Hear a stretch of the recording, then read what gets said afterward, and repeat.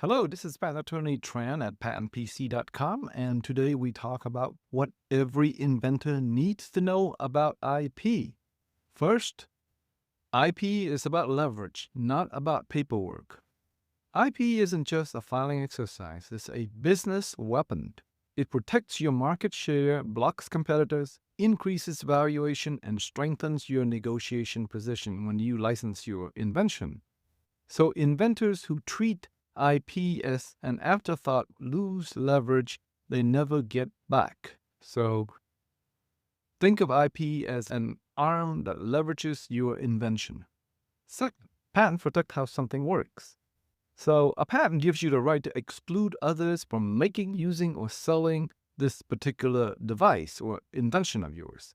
It protects mechanisms, systems, algorithm, or software, and technical improvements, not ideas in the abstract. So in the old days, Amazon filed for a patent that says it's a one-click ordering patent. So that's an abstract idea. And 20 years ago, they were able to get that. And Apple and other companies had to pay royalties for that idea. And of course, there was an industry uproar. The patent office now blocks abstract ideas from being patented in the US.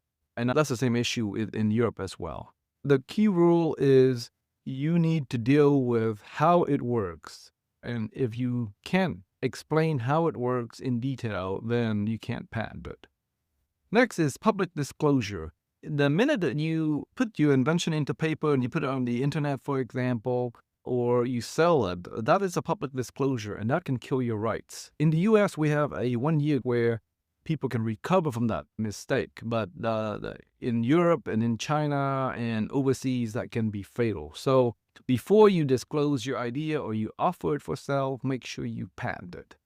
And ultimately, if you want to do that at a low cost, you might want to file a provisional application. But if you're ready to go with the idea, then file a non-provisional because it gets you examined much earlier. Number 4 is not everything is patentable. To be patentable, the invention has to be novel, non-obvious, useful, and described fully so that somebody's skill can implement it. Software and AI are definitely patentable subject matter, but only when you frame as a technical improvement, not as a business method. Number 5, a patent is only as strong as its claims. So when you review the application, the description details how it works, but the claim is really the legally important section on the coverage of the invention. In general, a longer claim means you have a narrower invention, but sometimes a narrower claim might be very good. Let's say if you had a very specific claim to GPT, even if it's narrow, it's still very useful because it covers a wide breadth of commercial activities on AI transformer technology, as an example, right? So as inventors, you should understand independent versus dependent claim strategy to give you the maximum protection, and how claims map to real-world infringement. And of course, there's a mirror to that, how claims can avoid prior art. What is the one feature you have that the prior art doesn't have? So the proper claim scope is always a balance between the infringement and the prior art. The next point, number 6, is that you need a global patent strategy early. Why is this important? Once you file it, you're going to have to figure out where you're selling it to. And so wherever you sell it to outside the US, you have a 1 year grace period to a patent in that country. So after you file in the US, within 1 year, you need to decide what countries you're going to. And so that means you need to sit back and think through about your customers. If you're a consumer product, then definitely the traditional Europe, China, Japan, the big industrial country, that block would make sense. Now, for example, if you happen to be serving a very narrow niche market, let's say in farming, you would want to focus only in countries where there's a lot of farm operations are done. You don't care about consumer countries because they're not farmers. So think through your global patent protection strategy because that's going to ultimately affect your bottom line. These patents are expensive, right? 7, the IP ownership must be clean. So you need to make sure that your employment agreement with your employees and your contractor agreements clearly spell out that you own all the rights.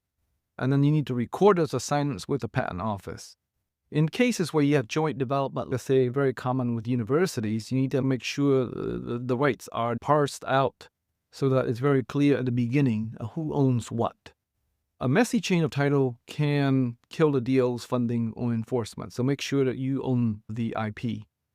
Number 8, trade secrets are often more valuable than patents. Not everything should be patented. Some inventions are better protected as a proprietary algorithm, a manufacturing process, data sets, custom models, or internal tool. If, let's say, your company specializes in training data, the end users will never need to see how it's done. So therefore, the training is typically kept as a trade secret. So that's an example. Areas that you should consider trade secret. Now, if somehow they look at the product and reverse engineer the trade secret, then you want to patent them as soon as possible. So an example is the Coke formula. Millions of people drink that every day, but no one can figure out the Coke formula from just drinking it. So the trade secrets can last in perpetuity. And so that's a huge advantage over patents where it lasts only 20 years and you've got to tell everybody how it's done. So consider trade secret as part of your arsenal. Number 9, IP requires maintenance. Patents requires periodic maintenance fee. And on top of that, you have to monitor for people who infringe, and then you have to pay to enforce. You have to constantly be looking for infringers. And then, of course, because of these costs can mount up, you need to prune your portfolio, and you need to have a strategy on how you decide what to keep. And then for those that you don't want to keep, you need to figure out whether or not you're going to sell it or you're going to just abandon it. The patent process is ongoing and it requires maintenance. And a patent that you don't enforce is just a framed certificate. So think of it that way. Number 10, IP must align with the business strategy. That's very clear from this. The best portfolio protects the core revenue, blocks the competitors, support licensing activities, and strengthen your valuation. And it creates a negotiation leverage when you need to go into partnership discussions or when you need to sell the patent or license the patent. So inventors should always ask, how does this IP help my business? Those are the top 10 things that inventors should know. If you have more questions, feel free to visit patentpc.com and I'll be happy to discuss with you. Have a great day.